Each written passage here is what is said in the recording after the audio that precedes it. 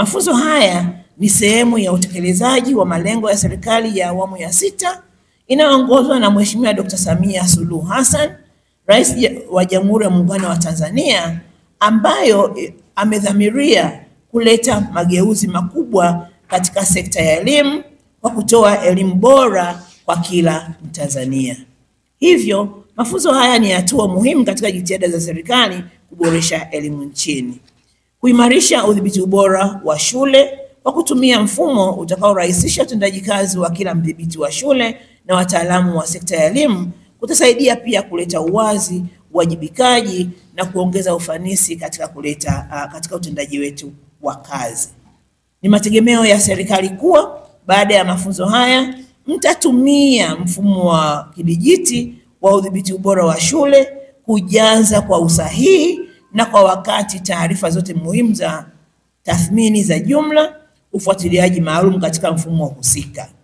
Tathmini hizi zitasaidia kufanya mambo yafuatayo kwa usahihi na weledi ili kuinua ubora wa elimu nchini.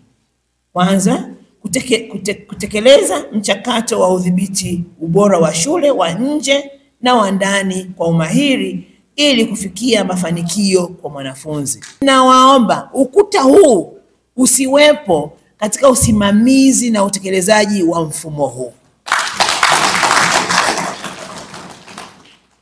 Sababu tunataka mfumo uwe smooth, si ndio? Kusiwe na blocks, kusiwe na hindrances, kusiwe na lags.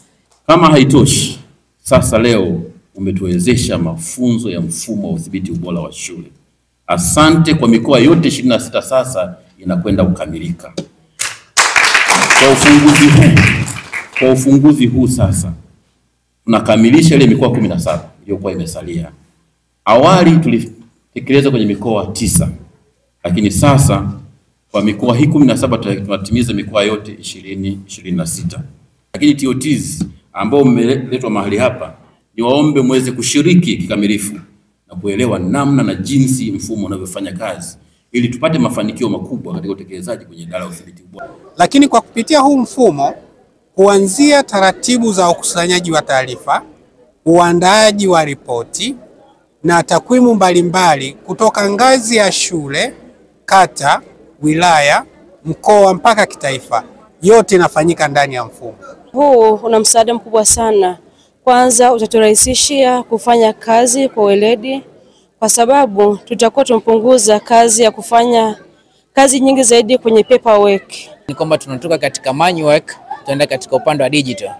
Kwa hiyo inatengeneza uwepesi wa kuweza kupata taarifa kwa uwepesi tofauti na huku tulipotoka.